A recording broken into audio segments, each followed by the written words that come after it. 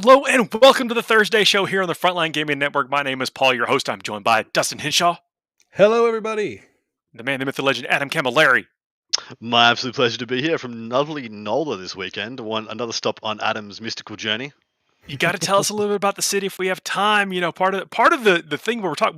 This is your weekly show where we talk about tournaments. We talk about the upcoming tournaments, what you're going to see, the factions, the breakdowns, some of the spicy lists, some of the top players you're going to see. We do this each and every week on Thursday. If you're listening to us live, please participate in the chat. If you're listening to us after the fact, maybe drop us a 5-star review or a comment on YouTube or whatever. We love to hear from you. But this is where we talk about like the meat of tournaments, what is happening, what's changing in the meta. And we got an exciting show for you. Talking about tournaments from all over the globe. Yeah, we've got 3 awesome tournaments to bring to you guys. One 100-player event again for the second week post, into the new season. Another week we've got a 100-plus player event. 2 30-ish, 40-ish player events from 3 different continents, 3 different countries, which is fantastic. In addition, we're here to hype you up for what you can expect from your 40k goodness for the coming weekend. As Paul so eloquently puts every single time we log on for your goodness. And this is, I think this is episode 32, guys. So we've got about 20 left until we celebrate our big first year anniversary. Only 32? Ooh. Yeah, it feels like more, doesn't it? Honestly. Well, in a good way. In a good way. This can't be right. I think this is part of the lifeblood of the tournament hype, and I'm really great. Really happy to be a part of that with y'all, and also the folks that they're letting us talk about their list, and the people that send us little notes in their list when they post it and that kind of stuff. If you're going to one of the events we're talking about and you're in the chat right now, let us know what you're taking if we don't happen to talk about it. We're going to be talking about the London Open. February. They're doing all kind of events, and then the Viking Games Winter Grand Tournament and Team Battle Brothers 40k Major. It's like, do you know what? I find it so like I'm jealous and also insulted by the London 40k Open February. 109 players are just like, yeah, we're gonna have another 100 odd player event in March and April and May and June and July. Like, I'm so jealous if that's the case. That's neat. It's like a family reunion every couple of months. Yeah. You show up, you get to play, see folks, because that's one of the draws from tournaments is you see people that you only see 2 or 3 times a year. But hey, if you happen to be fortunate enough to have one of these big tournaments in your backyard, might be 6 times a year. Yeah, I miss people. Beautiful. That's why I want to actually start running some of these tournaments more often locally, because I miss a lot of the guys that we get to see regularly. Because now things are starting to open up again, so I feel I'm excited because I feel like things are going to start to happen again more regularly here as well. Because I'm here every week and I see all these tournaments around the world. Like, man, jealous, so jealous. So we have a segment at the end of the show. What's it called, Paul? And why should they stay tuned for it this time? That's a great question. I'm glad you asked it, Adam. Every week we have a segment on the show we call the Fuego Rapido, where we run down a list of 5 topics. Those topics we give ourselves 2 minutes to talk about. We basically fire off our hot takes on topics that we don't actually know the questions before we see them, and that's especially true for this one. And this one is a themed one. It involves some aliens. It involves a prime directive. I guess I haven't seen the topics, but if I'm just guessing, in this segment coming up at the end of the show, we will boldly go where no podcasters have gone before. Yeah, we're starting. Ooh, yeah. We're starting to get some people sending in like themed questions, and we're just slapping them in. We don't read them. We don't suss them out. We're just like, yep, slap them on. Let's go. Let's run. We'll see what we get. We hope production has done a little bit of editing. And thanks to y'all saying hey in the chat.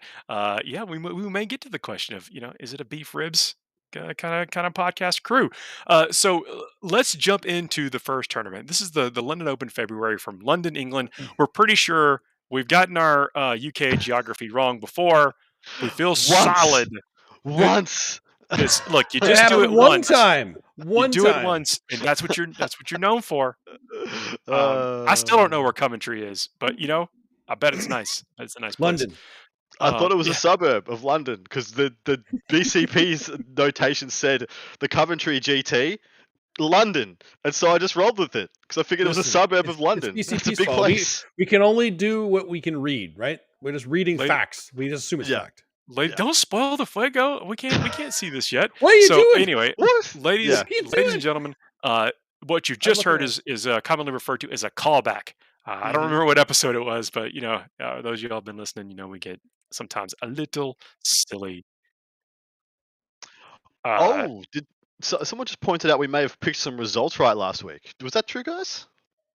Did we? We're right every week, man. What are you talking about? I figured we were always right. That's why we don't need to call it out, because we just assume. I mean, anybody just looks at their watch and be like, until Elder comes out, the Custodes and Tower winning everything. Yeah. Like, oh wow, give him a prize. Oh, Well, good yeah, I job. mean, called it, I guess. Yeah. Let's jump into what we're here for, and thanks for putting up with us this far. 109 players, 5 rounds in London, England. Dustin, would you mind running down the stats? I would love to. So we're starting off with the Imperial Super faction. There are 2 sisters, 13 Custodes, 1 Admech, 0 Astra Militarum, 3 Grey Knights, and 2 Imperial Knights. We're still seeing the massive spike that is Custodes, and it is staying strong right now for the looks of it. It's not surprising at all. The Space Marine Super faction, there are 2 Dark Angels, 8 Space Wolves, 4 Blood Angels, 1 Ultramarine, 1 Salamander, 1 Black Templar, 1 Iron Hands, 2 Imperial Fist, 1 Deathwatch, and 1 Raven Guard. Holy crap. They're all there. They have all of them. Is that still, once again, white scars? What? They're just man. nobody uses white Do you scars think anymore. do you think folks are opting for the Space Wolves that also can move pretty fast, or Blood Angels to take the place of that white scar? Space Wolves, I still feel like are one of the stronger ones. It's just because their close combat capacity, it goes in tandem with their shooting. So like they can do everything and do both. And that's really strong. You only need like one guy to make it. Yeah, like, exactly. Everyone else superfluous. How many attacks? One guy makes it. Yeah, exactly. Job done. It feels pretty good. Well, but what we've seen Space Wolf. Yeah, we've seen Space Wolf players start to really maximize their movements and when they picking and choosing their combats. And we've seen Space Wolf players do really well throughout this whole last tournament season. It's going to be cool to see how deep they get and if that number continues to stay where it is. Agreed.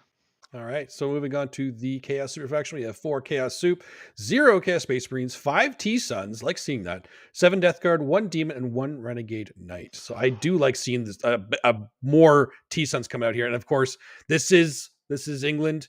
Death Guard are out in full force. It's back though. We saw a bit of a dip towards the end of the season, didn't we, boys? We saw this Yeah, the kind of the month after chapter approved, but before. Was it after chapter approved or before? Because it was after the point changes, but before. No, it was before the point changes. Apologies. Yeah, it was before the point changes. We saw it after the point changes. There was a bit, but I don't know if that was.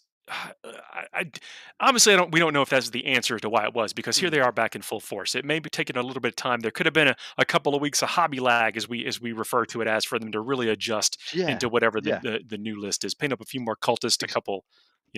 Exactly. Reform list, get some new metrics, new units, pad it back up. Yeah. Do you think people see Tau and they're like, all right, you know what? It's time to bring out the Death Guard again? I don't mind that. I mean, I don't like the close. I wish they had the closing speed. I wish there was a bit more closing speed on the Death Guard side.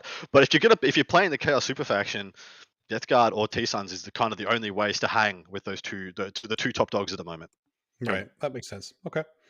Xeno Super faction, there are 5 Necrons, 7 Orcs, and 12 Tau. No surprise in the Tau. Orcs is not surprising too. We're seeing actually Necrons have been steadily increasing a little bit too. Those point changes and the destroyers and the getting a core, like they seem to be coming in a little bit stronger now. What I've seen with the factions that are kind of on the cusp out there in that solid probably B tier, waiting to strike, that have trouble going 5-0, 6-0 or whatever. They have a lot of activity recently in their forums. Whether they're talking about lists, they're talking about ways to really attack this, what they believe to be the Tau and the Custodes meta. Yeah, I feel like some of the Necron lists are actually hyper aggressive. Like if you go all destroyers, wraiths, and stuff, and just go on the line, move up, you get first turn. Tau might be in trouble. I could see that. Maybe just kind of take that 50-50 shot. Some of those lists. Well, I don't know. Thanks what do you for think? not mentioning that. I think I said forums. What is this? 2001. We're trying to glaze over that. Okay, Paul's dating himself a little bit. Love it. No, I agree. I think more than any other faction, Necron's got the new lease on life from the chapter approved changes, and they weren't especially hit by the mono sub-faction options. Usually they were all mono sub-faction anyway. They're mostly all eternal expansionists, relentlessly conquerors, or Novoc, or whatever you want. I still see Novoc as being a great player, but there is a list down on our last event that is Nihilak Dynasty, and it's going to be very interesting to unpack why we maybe think that is. And Uh-oh. it's by a very strong player as well. So it's obviously a choice that has I'm some looking nuance forward to behind it. unpacking that. Necron players, It should be get interesting. ready, sharpen your pencils, take some sharpen notes. the pencils. Get ready. Get your TXT files open. So the Hive Mind super faction. I'm dating myself too. 0 Hive Mind, 5 Tyranids, and 3 GSCs. We're still rising up there. I like seeing. So these what pure do you GSCs. think about that though, Dustin? It's- Specifically, is that we saw a lot of Hive Mind, Yeah. as the preference. Now of course, there's been some changes in a new codex and that kind of stuff, and it seems like folks are, uh, seemingly going one way or the other now instead of blending. Now, as the fluff player in me loves that, because Forces of the Hive Mind should never be a thing. It shouldn't. What? It shouldn't. It's like specifically a thing. No, you Specifically literally is a thing. the Tyranids literally show up and eat them. That's what happens Everybody. when they show up. But That's dude, what you don't think there's a brief period of time, like maybe Absolutely an not. hour They or two? literally show up and eat them. That's all that happens. First. Like fluff wise, So- it makes no sense. But competitive wise, it's still, in my opinion, the strongest one that exists right now. But that said, Crusher is so strong right now. And I like the fact that some people are still trying to figure out the GSC, because GSC is such a deep book right now. We can't just, don our golden armor and go out in the field and win our games, right? We gotta really read our books. We gotta practice this. We gotta keep practicing against all the bad matchups, especially with Tau out here. We have good matchups into Tau if we build our list right. We do. Correct. So that's an important thing to remember too. We're going to see the inverse journey with the Grey Knights. The Grey Knights are going to be a perfect study of what a book is that's easy to solve upon release. It came out, made a huge splash as soon as it did, won a lot of events immediately in the 2 months. Clicking those Dread Knights. Yeah. Unit fill, control. Control C, Control V. But as people teched into them, as the meta changes and the meta evolves, and then as they took literally one hit. They didn't take any other hits. They took one hit in the fact that they got some points increases, and in the same book, they took a hit to the sub-faction rules. We have found they're being dropped wholesale, and you'll find that being the tale of these 3 events of this weekend as well. Mm-hmm. All right, and then moving on to the... Oh, no, we have something else to say? No, go. Okay, I'll go. Eldari super faction is 6 mixed Eldari, 6 Drukhari, 1 Harlequin, and 2 Asuriani. So mixed Eldari is actually... Head scratcher. Yeah, that's... Do you think... I actually don't know about that one. I don't know that it's a head scratcher. I mean, look, think of the success that players have had. Folks, have been combining or using just Eldari with no fancy, with the same old codex that has been there and doing okay. Like it's not bad by any means. It's just I don't see it as much anymore. It's not unheard of for this to be a thing prior to a new codex, for people to want to familiarize themselves that's true, yeah, with fair. the toolbox or a last once hurrah. again. They just be like, you know what? Exactly. Yeah. I don't know what's going to happen with these models. I assume that I might not be able to bring them together in this configuration again. I'm just gonna look. It's 105 players. Only one person's winning. I'm gonna take what I want. I still remember the last day that I put fire dragons into a venom. It was a great day. It was a great day. Ugly days for the rest of us mere mortals. Yeah. Or when Wraithguard would come down in a raider, or just with the Archon with one of the webway portals. Do you know? I remember when 12 Wraithguard with D size would stand on a Sky Shield landing pad, and then you'd fly the Sky Shield landing pad at your opponent. Those were the days. What the crap? Dark What days. the crap was wrong? We're all dating It's ourselves true. now. Everything in Australia will kill you. It's true. That's fair. True. That's fair. Yeah. Well, the faction podium is 3 Custodes, 12 Tau, and 8 Space Wolves. So the Custodes and Tau, no surprise. Space Wolves, though, number 3 on the podium. I don't get it. I want to ask them why Space Wolves. I pulled out a couple of the Space Wolves lists just to get in a sense if there's anything especially spicy going on, and there have been some new units injected into what I think is the top list for Space Wolves, and we'll talk about them when we get to it because I pulled out one of those lists. But jumping straight into those top players in attendance. Let's see that transition. So first off the top, Manny Chamber, of course, when he's at an event for the next couple of months, I'm going to see what he's doing. And if he's doing something that's at all interesting, or he's pivoted from one faction to another, I'll point it out to you guys, because I hear a lot of people are interested. So he came second in the ITC last year. He's playing Custodes Battalion of Emperor's Chosen. You may be familiar with this build, because it's quite similar to the Art of War one that was taken to the LVO with some obvious meta adjustments. He's got a Shield Captain or Dawning or Jet Bike. He's got Trajan Valoris, 2x3 Spear Guard, a unit of 5 Prosecutors, 3 Achilles Dreadnoughts, and 3x3 Virtus Praetors. That's it. That is about as close to a Manny list as you can get for Custodes while taking a battalion. It's just 3 Dreads, 3x3 bikes, 3 units of guard, and some characters. It's pretty cut and dry, boys. What do you think? Manny loves his spam. Like, he loves, like, this is good. I'm taking it's redundancy. Yeah, it's it's all not the redundancy. spam. Spam implies a negative connotation. Not Even though I necessarily. understand it's tasty. Because I speak from like spamming gaunts and stuff. You know, it's not bad, but it is tasty. Hmm. And I'll This is put like- some More folks mayo will- and mayo in between some spam. Man, that's a classic sandwich. You can almost define Manny as a very lean man, like Spam. Very little fat See? content in Spam. We're Very expanding lean. on the metaphor now. Yeah, it is. He likes his lean list, not much fat. If something's good, he's going to take as many of it as he can take, is what Paul said. So yeah, it's just like a 3. Oh, the unit's good, taking 3 of them. Yeah, Unit's absolutely. good, taking 3x3 of them. This list is good. It's just good. It's just going to do well because it's just a good list with good units in it. Again, it wasn't a knock. Yep. Like it's Nah. just really good. He knows what he's doing with it. He takes the best, and like, why don't I just take as many as I can of those? I've been waiting for someone to start taking bigger units of bikes. And if I was going to pick the man who I thought was going to do it, I thought it would have been Manny. Like 3x4, 3x5. I've seen them. I don't think bikes are one more. I think one more Sorry? makes everything more expensive to CP. Yeah, it is. It is, exactly. It's- But you don't have it's- anything else in the list. Therefore, nothing else needs CP. So you're only spending CP on bikes. It kind of has its own, pluses and minuses there.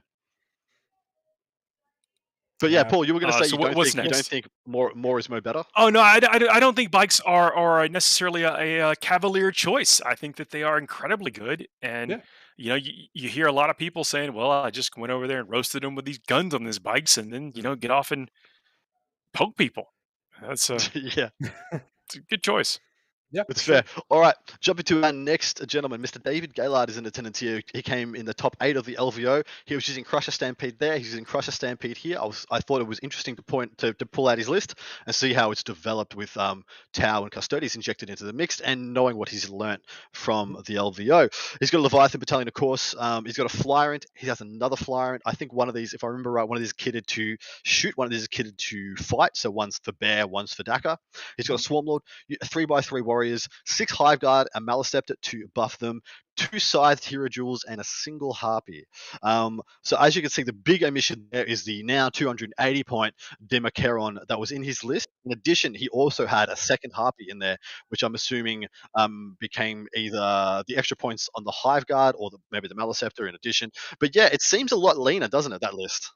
It does. The second Flyerant's interesting too. Like, I actually love the Flyerants, especially in Crusher Stampede. I've always loved them. The one is always like kind of a no-brainer because of all the buffs you can put on it. I do like a second one.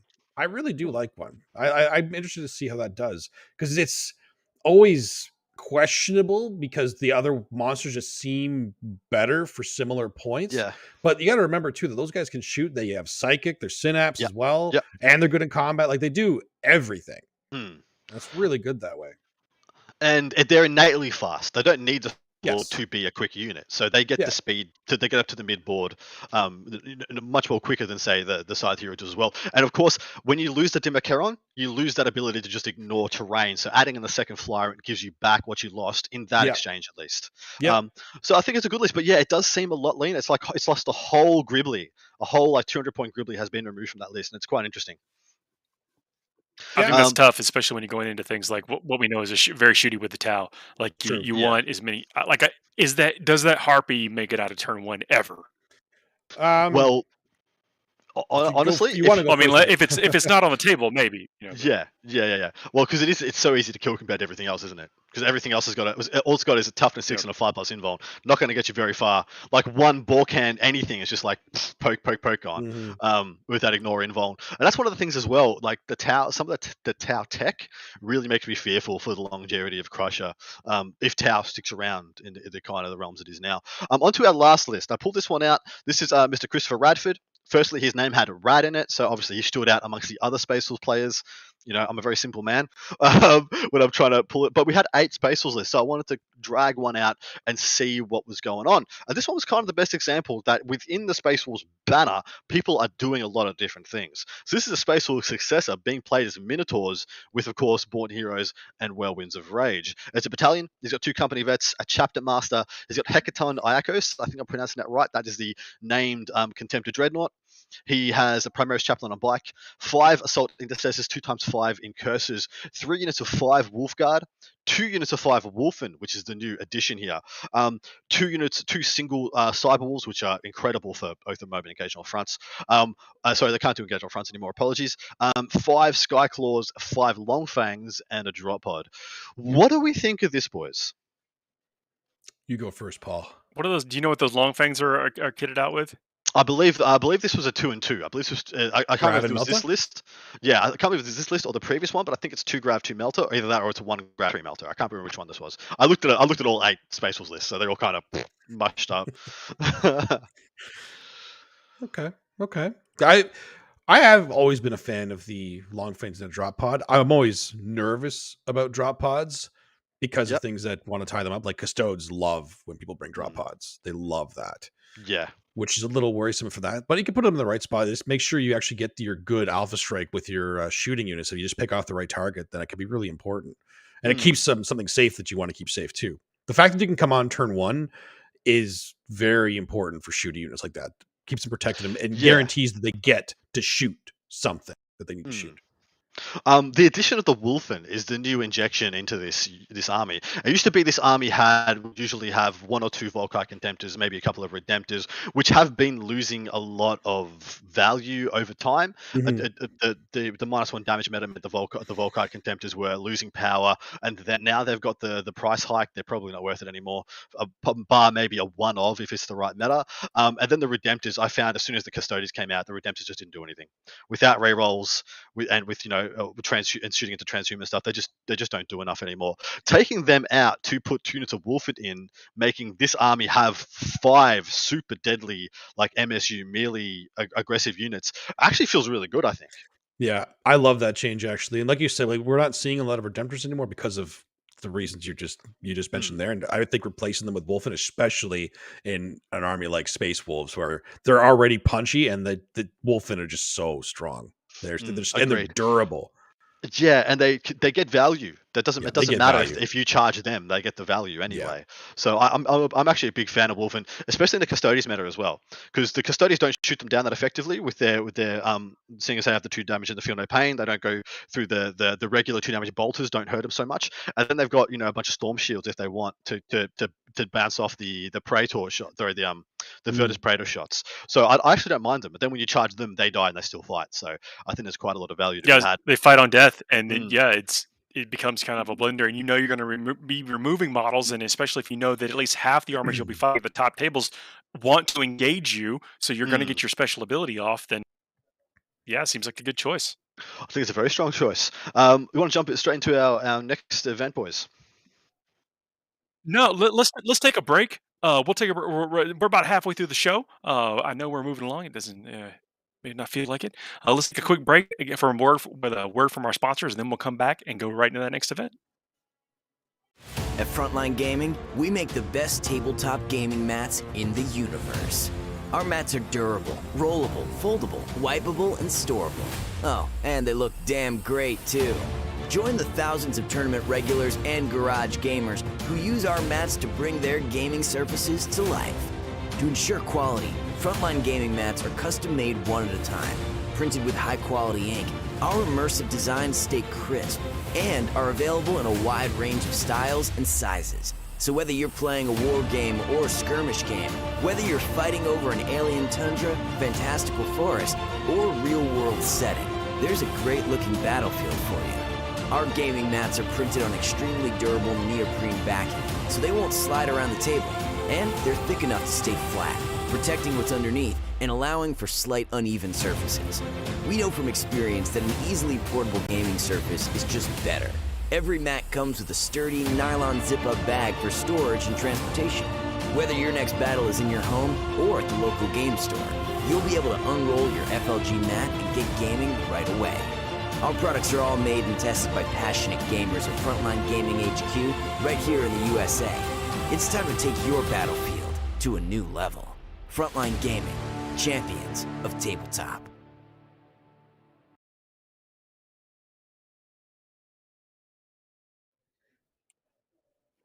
Hey everybody, we are back. Please check out Frontline Gaming. They got all kind of cool stuff. I don't know if you saw that little sneaky, that brand new table they've got. It's been there the whole time. I was just lying in wait. They're both GSC players. That makes a lot of sense. It does, actually. So the next event we're going to talk about is the Viking Games Winter GT2 from I'm going to try this. You got it. Norrköping, pronounced. Norrköping? Yeah. I looked it up and I was like, "There's no way I'm lining Paul up for this slaughter." So I went and looked up the pronunciation. It's Norrköping. I think that's cool. No, seriously, I love talking about stuff from all over the world. Learn about the players, learn what they take, getting a kind of a window into what it's like. And we've seen some pretty tell me you have not seen some different metas in different areas of the world. Some seem a little more aggressive, some seem a little bit more laid back, some seem to be just swinging for the fences in every single list. Let's see what they got going on here. Yeah, absolutely. So the Imperial Super faction, we have 1 Sister, 2 Custodes, 1 Admech, 1 Astra Militarum, 1 Grenade, 1 Imperial Knight. I'm sensing a theme so far. There's only 2 Custodes and 1 of everything else. But this is 35. I didn't mention this, but this is a 35 player 5-rounder. So we might see. It's kind of interesting that even on a 35, we still see a nice spread there in the Imperium. Yeah. So the Space Marine Super faction, 1 Dark Angel, 1 Death Watch, 1 White Scar. There's a White Scar here. Yes. 1 Iron Hands. Still the spread going. Chaos Super faction, 1 Chaos Space Marine, 1 T-Suns, 3 Death Guard, and a Renegade Knight. And then this is where it starts to get a little wonky, or at least higher in numbers. Xeno Super faction, 3 Necrons, 5 Orcs, but no Tau. Somebody's trying to win. Are they allowing the Tau Codex? They have Maybe a month embargo on something. Although, I mean, I have heard of some tournaments. I've actually heard of some leagues actually that were running that said no Tau. No Tau.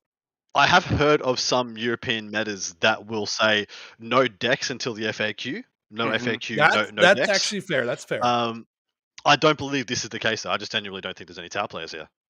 That could also be the case, too. I'll get an angry PM from one of the TOs in Sweden and be like, Adam, it is no FAQ, no decks. But, yeah, with 0 Tau, you're like, still 35 people. It could just be a thing, right? It could just be there's no Tau players in this town. Yeah, that's true. Or maybe they're just afraid of the Hive Mind Super faction of 1 Tyranid and 3 GSC. They don't want to fight those guys. Just right. Maybe that's what it is. The Eldari Super faction, to finish it off, we have 2 mixed Eldari and 2 Drukhari. That's it. So a really nice spread on everything. So the faction podium here is Orcs at 5, GSC tied with Necrons and Death Guard at 3.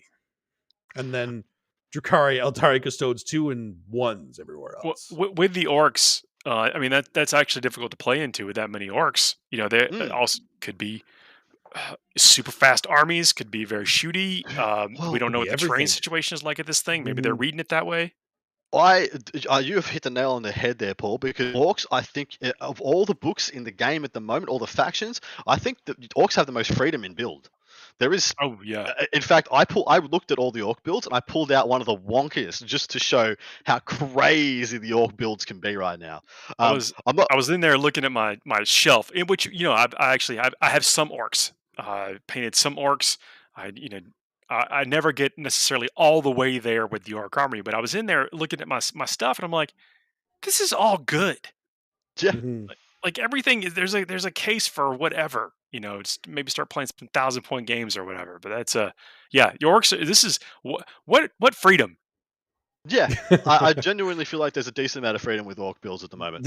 There's such a deep book. It's actually like I've looked into it a lot too. I've made a couple Orc lists. It's fun to make them. It's really fun to make them. It is. Yeah. Well, I can tell you from this weekend, all 3 events we did, there was Blood Axe builds, Evil Sun builds, Freebooters build, Goth builds. There was 4 of all those represented. That's awesome.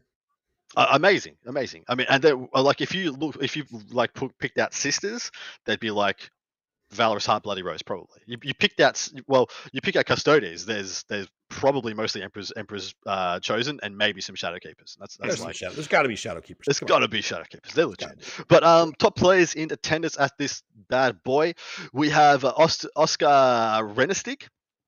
He's playing GSC. This one's for you, Dustin. I'll get you Yeah, attaboy.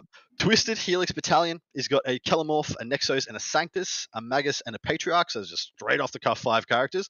10, 10, 5, 5 Acolytes. The 2 first ones are kitted for goodness. One of them's with the drills. I think one of them is all hand flamers, and then there's 2 5-mans bare bones. Okay. I love that all hand flamer unit. It's just so aggressive.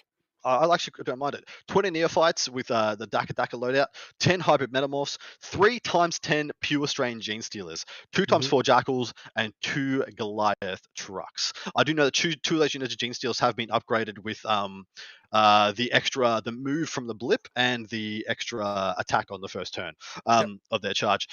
And I believe one of the Acolyte units, or it might be the Hybrid Metamorphs, get the 3d6 charge from a reserve. What do you make of this one, Dustin? This is your wheelhouse. This is my wheelhouse. Business. I like this. Well, this is pretty close to the standard Twisted Helix. It's the tried and true battalion that a lot of the GSC players are comfortable with because it's very aggressive. It is very aggressive. And it is scary aggressive. Like first turn, you have GE Stealers in your face, probably 2, in fact, depending on the deployment and everything. And next turn, you'll have another 2 units in your face. They will keep coming at you. It's so aggressive and it's so hard to deal with if you don't have the proper tools for it. It'll run you over. Does it seem? Sorry, but like you can just push the units in your face, so you never let your opponent establish like a game plan. You're just constantly kind of boxing them into things while you're moving out and getting objectives and scoring your secondaries. Yeah, a lot of the time you would do that because you want to make sure that a lot of GSC players that are running this don't want your opponent to have time to think. And if your opponent's good at reacting, then they can play the game. If they're not, they're in a lot of trouble. This is the kind of list I would think would be a first point of call for people trying to go into the town meta.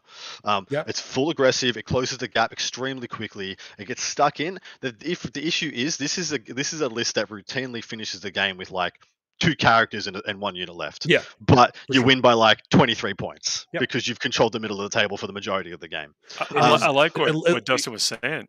Is that I think a lot of players will not be able to stop the bleeding. You will simply start removing models and find yourself just mired in that situation for 5 turns. Yeah, absolutely. I like that style. It's one of the 3 archetypes that I've talked about that GSC are working with right now. If I remember this right, and this gentleman did have the 10 hand flamer acolytes in there, what do you think that unit's for, Dustin? It's for one, either getting crossfire token on something they want to get exposed on, because then they'll deep strike behind what they want to kill, get some crossfire tokens on it if they don't put the Nexus in it, or if they already has crossfire, +1 to wound hand flamers are no joke. Like that's true. That's pretty good. That's 10d6 with +1 to wound. They're horde clears, that's for sure. You have a screen? Not anymore.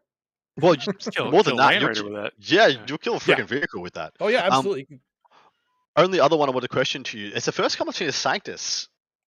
Really? You haven't seen? Yeah, I didn't see a Sanctus that much. I just see the double Kellamorph or the double Patriarch or the double Magus or double something. One of each, I actually find quite interesting. He's probably trying to save. He wants as much CP as possible. He wants to do all the tricks, which I approve of for sure. Because the spread of units that he has in this, he has a lot of strats he can use, and he can be very clever with a lot of them too. The Sanctus is actually really good into a lot of armies because it's a free crossfire token for everything you see because he auto hits and he does more than 1 damage. It's a sniper, obviously, and he has the potential to not only mortal wound psychers, but he can turn off auras, which is a big deal in this battle. That's a big deal. So that's something to keep in mind for it. All right, on to our next top player in tennis. This is Mr. Rickard Nielsen, touted as possibly the best AdMech player, or one of the best AdMech players in Europe, and always a gentleman to watch and see what he's up to. He's playing AdMech. He always plays AdMech. He's a faction specialist. He's playing a Lucious veteran cohort battalion. Starts off with a techno-archaeologist, 2 marshals, a manipulus, 19 rangers, and then 19/5/5 Vanguard, 3 times 10 Ruststalkers. So the max amount of Ruststalkers. Yep. That you can't take any more than that. 5 sterilizers and 3 Scorpius disintegrator tanks. It's just a really good, well-rounded list as far as I can tell. But what do you guys make of it? Well, what do you think about both y'all about the trimming down on the sterilizers? You know, it's like doesn't seem to have. It's Yeah. really these blocks of troops. This is going back to what almost like what the original build, the first build coming out of Adeptus Mechanicus was.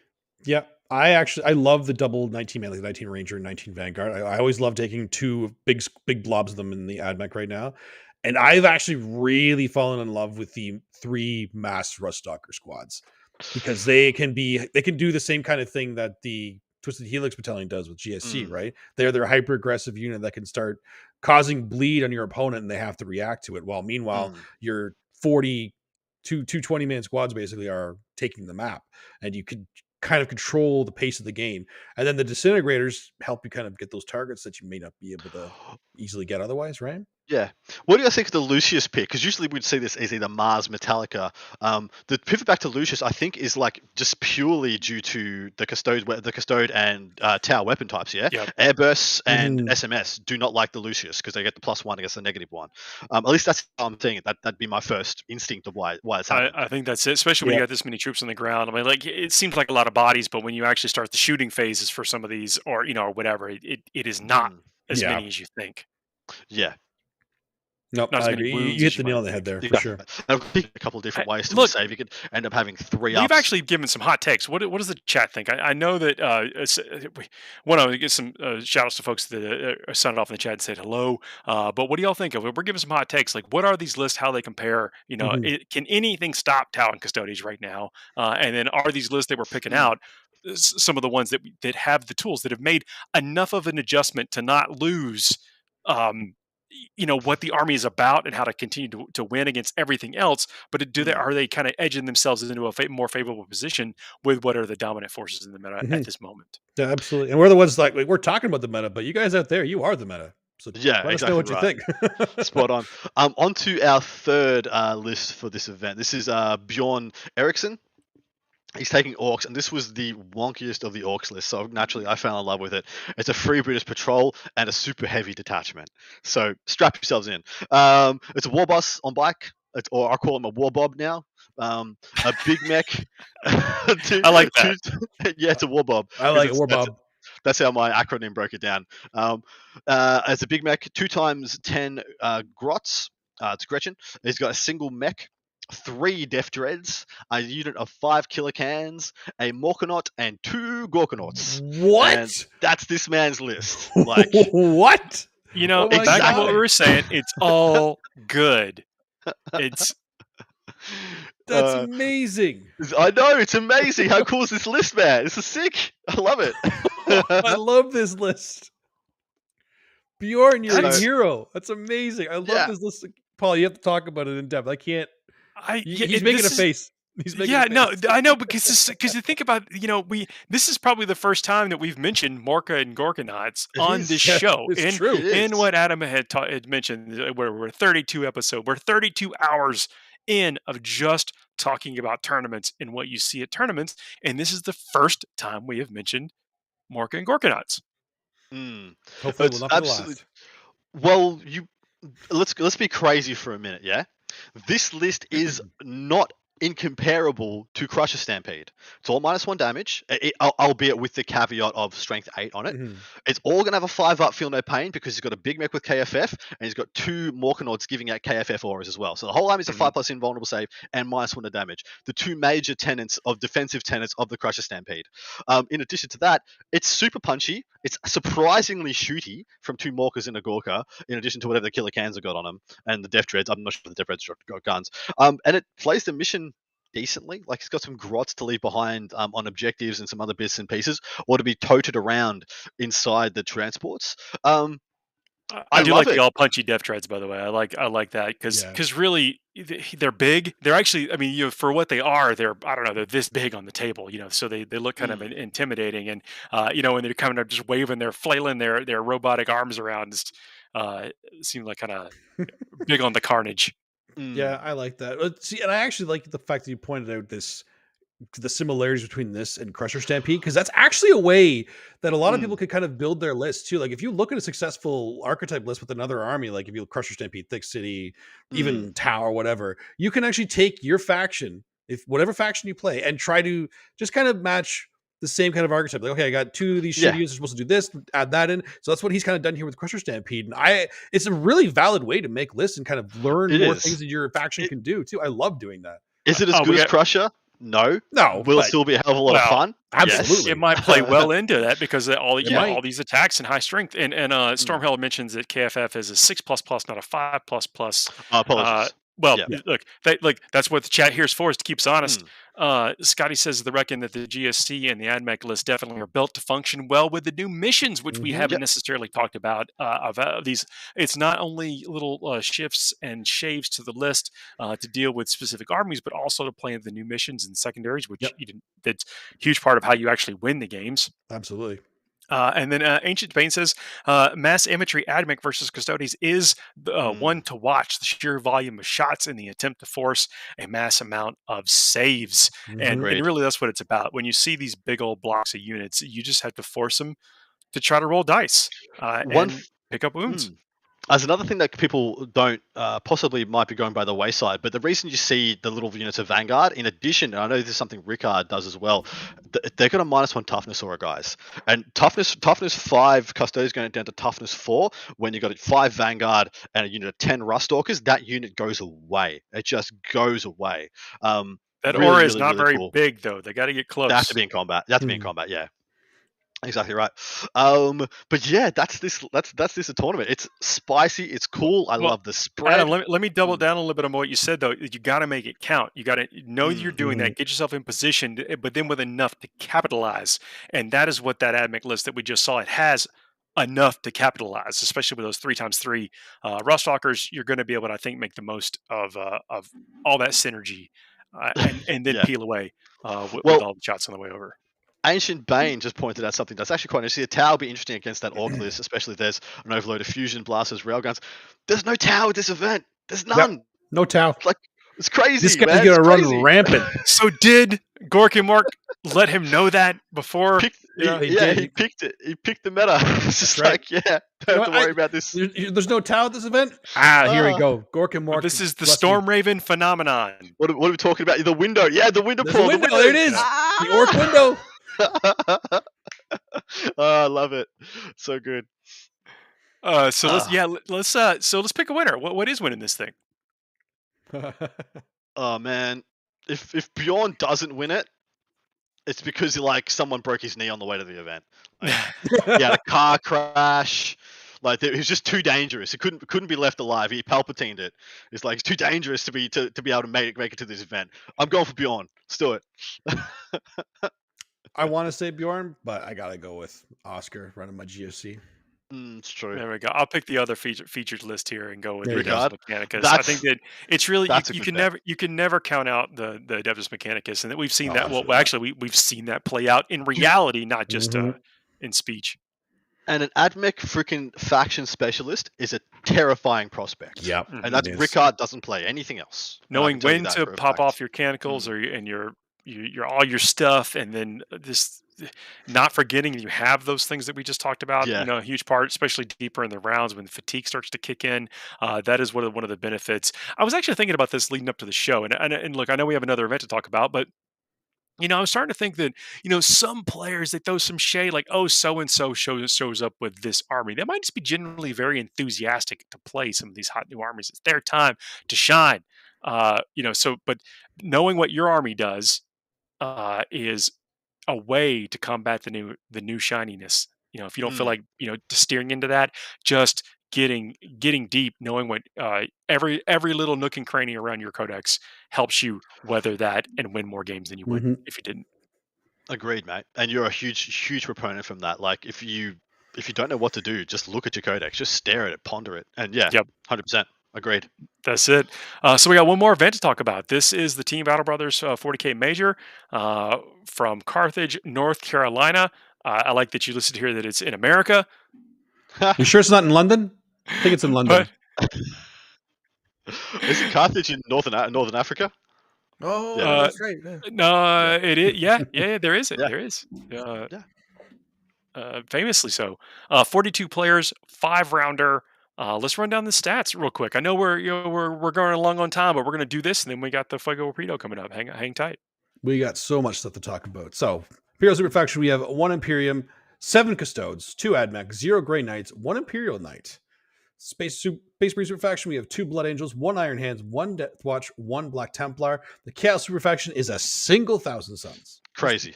Just 1,000 Suns. Mighty Super. The Mighty Super. The Xeno Super faction, 2 Necrons, 4 Orcs, 3 Tau. So pretty even there. Orcs are still pretty heavy in there. Dude, Orcs are having a little resurgence this weekend. Everywhere. Orcs slap, man. I love it. Hive Mind Super faction, 2 Tyranids, 1 GSC. I am happy with these numbers. We're starting to make a showing. Eldari Super faction.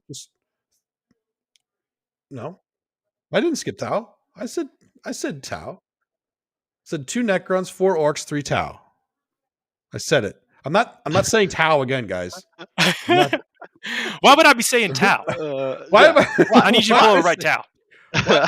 I'm not saying it. Nope, not doing it. Eldari Super faction. Are you saying Tau? I'm not saying it. Faction podium. There are 7 Custodes, 4 Orcs, 3 Drukhari, and 3 Fish People. Good stuff. I wasn't gonna say it. Yeah. Tuna beef. This is another spicy spread.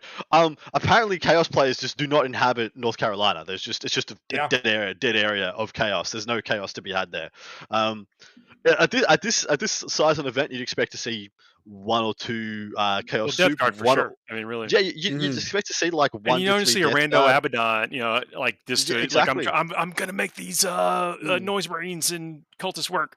Yeah, and generally, so usually we see like it's usually half to 1/3 the number of Renegade Knights to Imperial Knights. So for every 3 Imperial Knight players, there's usually 1 Renegade. That's just on trend for like 32 episodes of this show. But they follow each other through the aeons and. Yeah, just perpetually chasing each other. But yeah, the absolute void that is the Chaos Super faction at this event is kind of nuts. It's a barren wasteland, boys. Mm-hmm. Pretty light on the Space Marines as well, which is another interesting one. Like 2 Blood Angels, 1 Iron Hands, 1 Death Watch, 1 Templars. They could easily be double that amount for this size of an event. They're all playing. One thing I wanted to point out here, and I left them in particular, 0 Grey Knights. There's only 1 at Viking.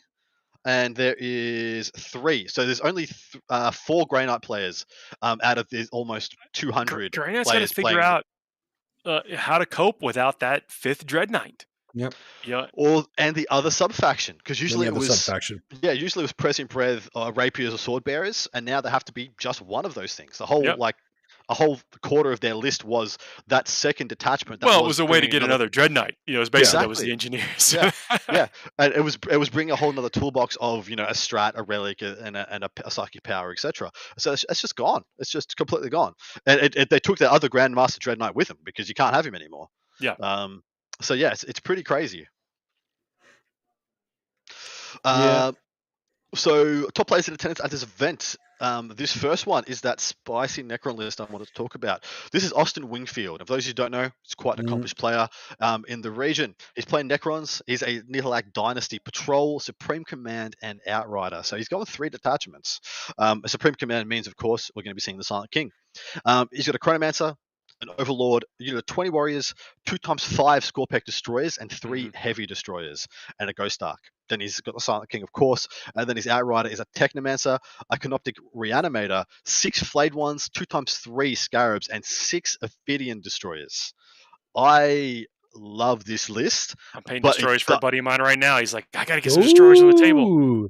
Yeah, I love this list, but it looks like a Novoc list. This list looks like a Novoc list. It looks aggressive, melee based goodness. Small Flayed Ones, albeit I'm assuming just for a rod because it's why you take a 6-man. 2x5 Scorpex, a huge unit of Ophidian Destroyers, which I'm a massive fan of, by the way. I think they're definitely a unit to look for, guys. If you want essentially like Necron Repentia. Well, was it just the comparison? The points drop that made them because they've existed since the book came out. Points drops, core, so they can be rezzed much more readily. They can be fully buffed by the Silent King as well. They can have My Will Be Done. They can have so many buffs placed upon them now. Yeah, good point. Before. Yeah. And then they got the points drops. So they're a whole new lease on life. They are one of the most deadly units you haven't heard about, and you should pay attention. They're really good. I love this. Why Nihilak, boys? Why do you think this is? Do you want me to, Yeah. sorry, Wait, do you want wait. me to tell you what Don't- Relic gives you? Yeah, Yes, please. No, never mind. Yeah, go ahead. yeah. I was racking my brain like, what's the relic? So they get obsec. Everything in the army is obsec. If you have obsec, you count as 2. So you get the best part of Right. Eternal Conquerors. And then each time an attack with an armor penetration characteristic of -1 is allocated to a model with this code. If that model unit is wholly within your deployment zone, you count as -0 instead, which quite key into the tower matchup, isn't it? The SMS once again and the airburst, all -1, can be pumped up to extras, but the fact that you get that little bit of insulation You got to make them is spend quite it. key. Yeah. Mhm. Yeah, you got to make them spend it. Exactly Yeah. right. I do have to look up what they get. So they get double action on patrol of the Eternal Guardian, the Protocol Eternal Guardian rather, which is each time. Yeah, each time a attack is made against this unit, if it did not move, make a normal move or advance, it has light cover. And then each time an enemy unit Mhm. declares a charge against this unit, if it was not within engagement range, it can hold steady or set to defend. So you can always get good Overwatch and +1 if you're the recipient of a charge, e.g. against Virtus, Praetor, Bikes, which is not a bad thing to have. And then in addition, you always count as light cover if you haven't moved, if you remain stationary. So not sure how often that's going to come up with this list, but it's Yeah. cute. So it seems like it wants to move around a little bit. Yeah, It does, doesn't it? Yeah. The strat is they can shoot and still do an action. Yes, and that is actually Oh. quite key, isn't it? Yeah, that actually is important, because especially with the new missions. So he's playing the missions like we're talking about too now, and that means if they're obsec too, a lot of the mission secondaries or mission bonuses, whatever we call them now, that they just do them, they complete them on his turn for free. Well, 1 CP, but that's huge. That's really big. That means he's getting points without losing any firepower. Is that Yeah. one 3-man heavy destroyer, or is it 3 1-mans? 1 3-man. Because One once 3-man. again, they get amazing value from having the Yeah. Silent King around. Yeah, makes sense. Yeah. I like I'm that. a big fan. Scotty D says the Fidians are a really good unit and have a better benefit than the Scorpex, which is, when you started reading out the list, I was like, I bet we're going to see some Scorpex, and then like, nope, going for the Ophidians. Oh yeah, Yeah, well, Scorpex too. he's got 2 units of 5 Scorpex, 1 unit of 6 Ophidians. So Ophidians is more like the flying company. Like they're a bit more speedy. They can be chucked into reserve at any time. So they're really there to pop up and go into the thing that's going to hurt you the most, rather than being more aggressive. I feel like it's the Vanguard veterans, whereas the Scorpex are more like your Blade Guard. Okay. The Blade Guard go in and they grind and they punch and they're a bit more resilient. And the Scorpex Yeah, have that because the -1 to Ophidian only wound has strat. a 5 up save, I think. So they're a little The bit less, but Ophidian- they're so much faster. Yeah. So much faster. Propensity to explode is the way I see the Ophidians. The second list for us to unpack. Oh, sorry, and Ophidians are innately -1 to hit, which was just pointed out in the chat. as well, yeah. Good catch, Scotty. Which is once again, that's actually quite big into the town matchup. Richard Jennings. I wanted to pull out another orc list because this one was another crazy as hell orc list, and I was just like, what is going on with the orc players? It's like the start of the season. They're just like, well, I'm just going to play all the wacky crap I didn't make myself play last season. So Richard Jennings, he's playing Evil Sons. He's got an Outrider and a Fortification detachment. He's got a big mech. He's got a big mech with KFF. He's got a big mech with shock attack gun. He's got 3x10 boys, 3x3 Def Copters, 3x15 Storm Boys, 10 looters with 2 mechs in the unit, 3 single smasher guns. Oh, I can't remember. It might be 3. A unit of 3. A burner bomber, a Dakar jet, and a Sky Shield landing pad. It didn't even need to read what it was when you said there was a fortification attachment. I just knew it was going to be a Sky Shield. I don't know if this is good, but my boy, Mr. Jennings, waving that flag. Good for you, son. Go get it. Get it. Sometimes you see your opponent just put a unit on the table, and he may play against people that have never seen a Sky Shield landing pad before. Yes, yes, he may, and he's going to learn some people this weekend. They're going to remember the name. I don't even know what it does. Apart from I think it heals planes. If you choose to not shoot the planes, and I think it just gives decent. I think it gives cover when you're on top. So I really was scratching my head, he's used this as a staging point for his Storm Boys, just leapfrog them with Evil Sons, or is he just chucking looters, smasher guns, shock attack guns up there and just hunkering down with a decent save?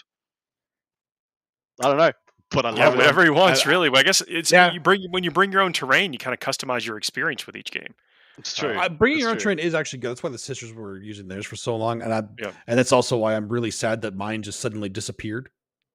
Oh, Yeah, what I happened? had a What? fortification, the big drill. Yeah, see, people didn't even know about it. I own, I I own it, thought and now it's not. They just gone. No, I thought you were alluding to someone stole your model. Someone- No, it's- I better yeah. check actually. Yeah, no, it's definitely still there. But they kind of did steal it because now it doesn't exist. It doesn't exist. Nice. It's So in gone. the GW chat, stole it from me. Nurgle Matthew, great to see you.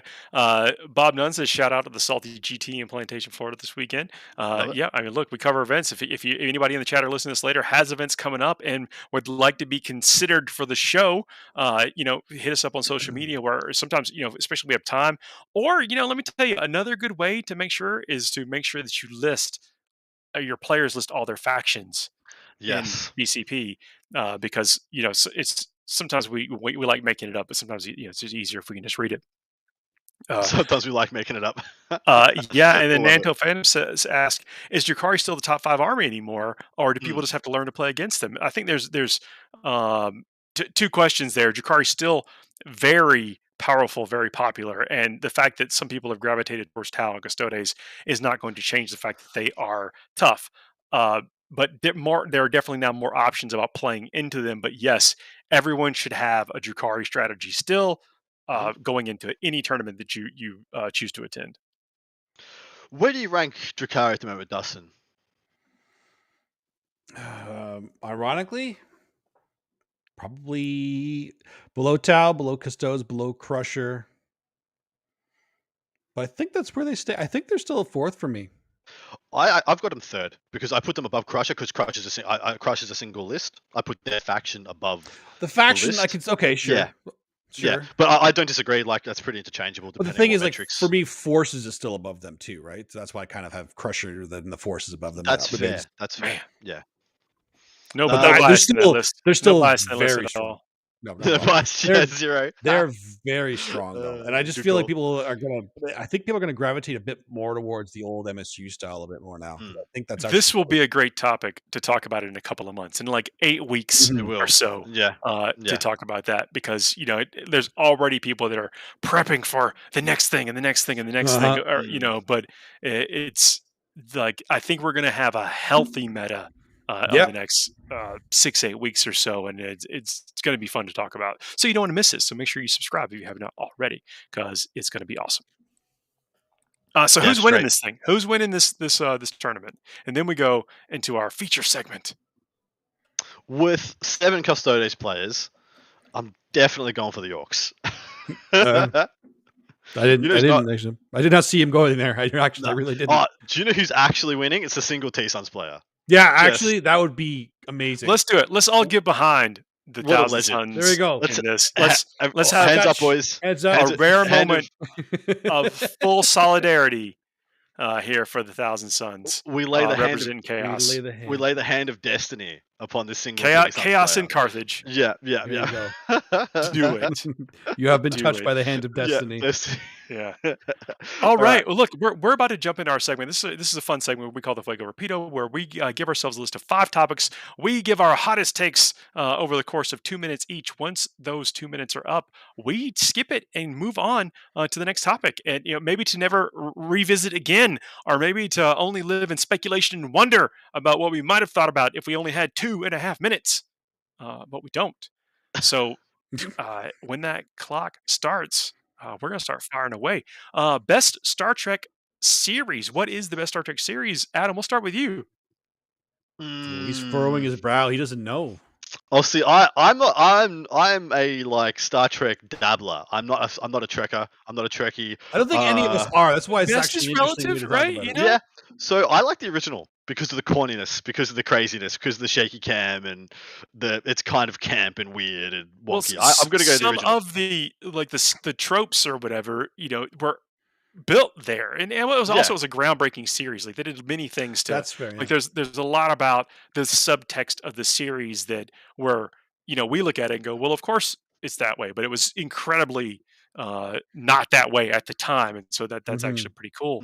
But I'm gonna go best series. I mean, look, I know this is basic as all get out, but The Next Generation. Okay, well, our two major food groups have been called for. Do we have a side dish coming from Dustin? No, it's going to be Next Generation for me too. Oh, there we go. Nice. What I like about the Next Generation is that again you had all these things start to come about, and I've actually gone like I would say I'm not like a huge Star Trek buff, but in the last year or two, I watched the first couple of episodes of the Next Generation, like because they were on Prime or something like that, just to see if they held up, and I think that they do, and it's neat. What it was kind of interesting, what you start to notice is like, does the ship break down in every episode? It's I got to meet LeVar Burton. Oh wow, that helps. Yeah, that helps you like it. Such a cool, very very nice, cool dude. Very. I know somebody that's going on a Star Trek Next Generation cruise soon. Oh wow. I would never do that, but I like Next Generation. There we go. That's a little too far for me. But you can make an argument for all of them. And let us know what is your favorite on this off topic. I'm trying to watch Deep Space Nine right now, and I am liking it so far. So I'll let you know about that. Best Star Trek movie, and then what's the worst Star Trek movie? Anybody have y'all seen all of the Star Trek movies? Oh God, no. No. I've seen a lot of them, but not all of them. Have you seen? Have any of us seen all of them? Oh, I've seen all of them. I know I have. I've definitely seen all of them. Yeah. I might even just don't remember most of them, but some of the earlier ones, best one, I'm just gonna lead out. Is come on, everyone loves 4, the one with the whales. Everyone loves that one. There's whales. They go back in time. It's like the 80s. I think Spock says a curse word. Crazy. I'm gonna go for one of the first ones probably the first one I watched was Nemesis actually when that came out. That was a good one actually. It wasn't bad, and it kind of launched the career of Tom Hardy as well, and he was phenomenal in that. He was great in that movie. I have been told he was the Romulan. Yeah. Okay. Yeah, he was the Picard officer, like clone or whatever. But I hear Wrath of Khan's supposed to be the best. Oh my goodness! It is. It really is. It actually. Yeah. So if the whales and all of that wasn't just such a beloved, Wrath of Khan is probably. I mean, it's up there on like just good movies. It's not even necessarily a good Star Trek. Hey, you took my answer. Oh. Well, okay. Well, shifting it. How did we feel about the Benedict Cumberbatch Wrath of Khan? It was such a poorly kept secret. I'm totally not Khan. Yeah. My name is. Everyone's like, oh, of course. Well, we know who you are. I don't know. Yeah. It's one of those movies that if we didn't see as many advertisements for it, maybe. Well, even then, figured it out pretty quickly. Can we go another? Can you reset the clock for another 2 minutes because we need to go worst movie now. We got hold on another segment. We need more time. We need more time. Okay, there we go. The clock has been reset. Yeah. Production. Thank you so much. Worst Star Trek movie. This is tough. But my least favorite. I'll say my least favorite. I thought you were going to meme out and be like, "Well, it was the whale one again. It's the same. It's the same one. It's the best and the worst. The perfect homogeneous." There is a reality where those two things could happen, but I think like the next one, it might even be number 5. The Undiscovered Country or whatever was not the best. I think it had a shaky premise. Yeah, but I did not enjoy it. And honestly, I've actually liked the reboots too. I've really enjoyed.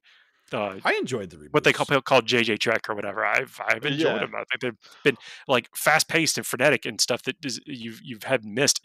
And Carl Urban as Bones. I mean, yeah. I mean, I like the Spock casting. I like the Bones casting. I didn't like the Kirk casting. That's because you're the cheesy guy. You like all the cheesy stuff, and Pines is not cheesy. He's sexy. Really? He's sexy and new. He's got a stupid face. He's cheesy in a different way. Stupid face. Stupid face. Yeah. I didn't like all the. So I actually enjoyed the cinematic experience of the new reboot, the first of the new reboot, until I left the cinema and actually thought about it and was just like, there are so many holes in this plot. It's phenomenal. I was that way with Highlander 2. Don't yeah. You dare. That's sacred. Next week. That's sacred to me. You leave it alone. They were aliens all along. Well, now we know what next week's topic is going to be about. 100%. 100%. There could be only one.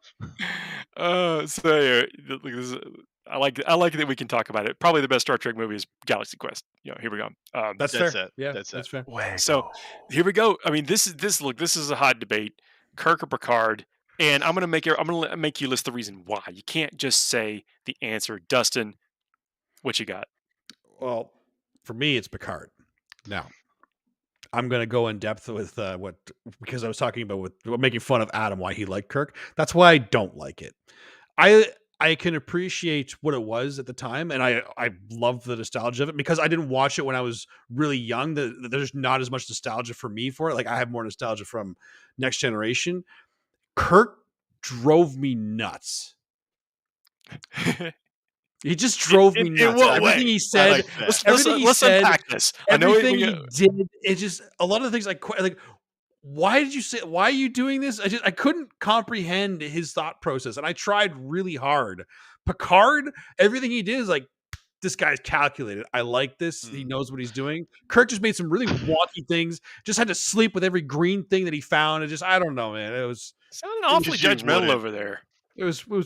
Hey, you wanted me to list reasons. I gotta judge the fake characters. I thought you were gonna do this. Be so much funnier with this, Dustin. I thought you were gonna be like, look at Picard, look in the mirror, look at Picard, look in the mirror. He's my guy. I'm not gonna go there because that's too obvious. I am a young Picard, all right? I'm sorry. If there's an Enterprise that's gonna come up, guess who's captaining it? I choose Picard as well over Kirk. See, You're right. Kirk's like the worst part of Star Trek, the original series. Worst. He's the worst. He's the worst part of the show. It's amazing. Worse than the crappy doors. Worse than the shaky cam and the horrible everything. Didn't bother me as much as Kirk did. This stinks because I also love Picard, but I feel like I have to branch out and say Kirk for all. Just because we had that come together moment on the Thousand Suns, I've got to restore balance and friction. To the show.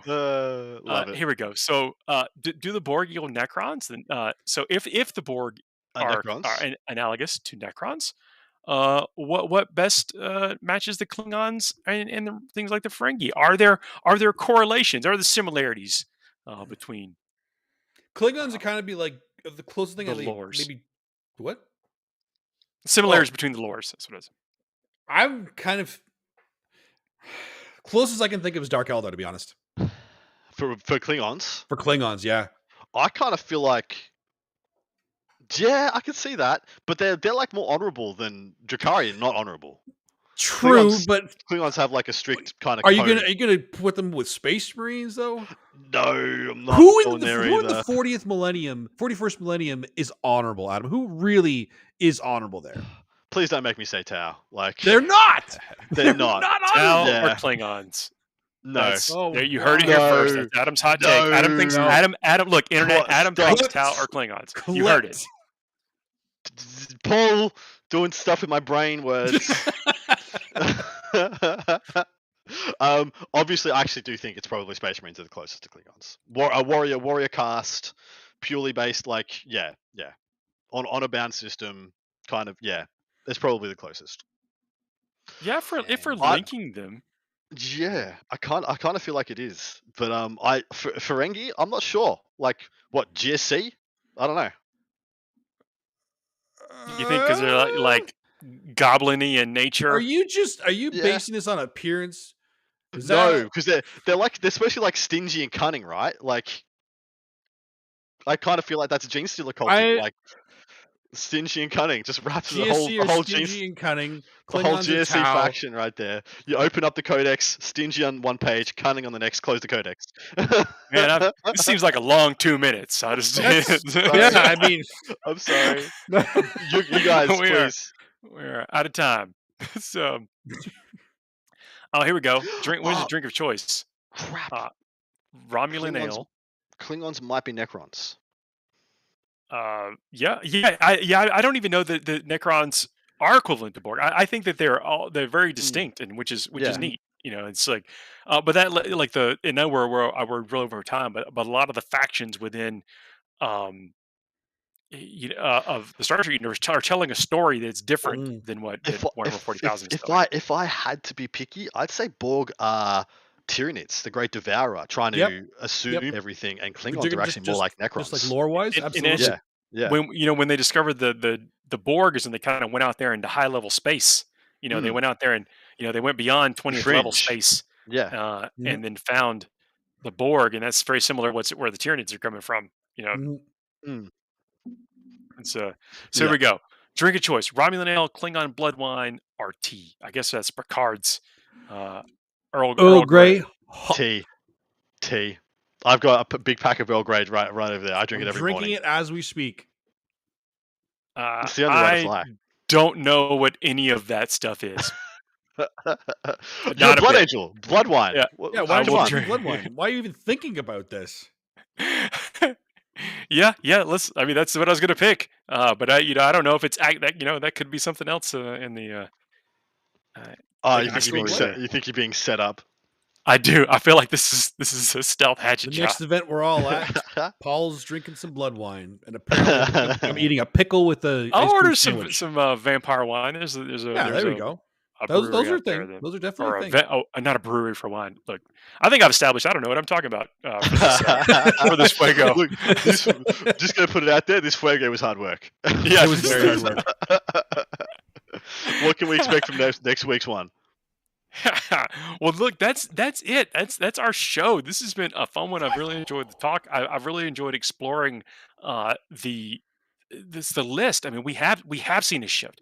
The makeup, the composition of these tournaments and what players are choosing to bring is different than what we saw 2 or 3 weeks ago. I mean, it's what Mhm. we expected it to be different, but did y'all expect it to be this different? Yeah, I kind of saw this shift happening. It's just a matter of when it's kind of evens out from Tau. Like what Craft World are going to shake things up again. They always do. And they're going to get all the hate that Tau got and probably more. But I feel like the meta is actually headed to a good spot right now. Tau kind of leveled out things like Crusher and even Custodes. Like And it's- Custodies, yeah. Does Tau become a problem in and of itself? We'll have to wait and see, because there are their own meta adjustments they can adjust for Tau as well. But I didn't see the Orcs coming. We've seen a huge wave That's of Orcs true. this weekend. In all 3 events we just did, Orcs had a big showing. I did not see that coming. That would not have been my prediction. I've known a lot of orc players that really believe that they've almost been tempering themselves, their list, to make it, make the game more fun for themselves and maybe a little more balanced for their opponents. And maybe they're saying, you know what, my orky gloves are coming off, and it is now back to to guns ablazing, as it Mhm. were.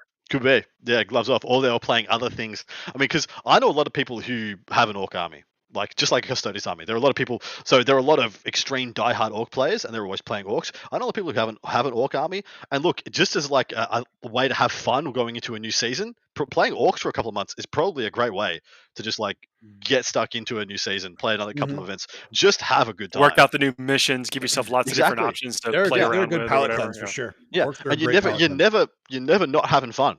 Nope. Like that's Yep. Yeah, fair enough. Well, seriously, the chat's been great. Thanks for contributing to the show. Let us know, if you got some events you want us to talk about, hit us up on social media. Leave some comments in the thing. Wherever I'm pointing, do something, click something, do whatever. Leave us some 5 stars. We will see y'all next week. We'll be back each and every week to talk about the tournaments coming up on the weekend. We hope you join us.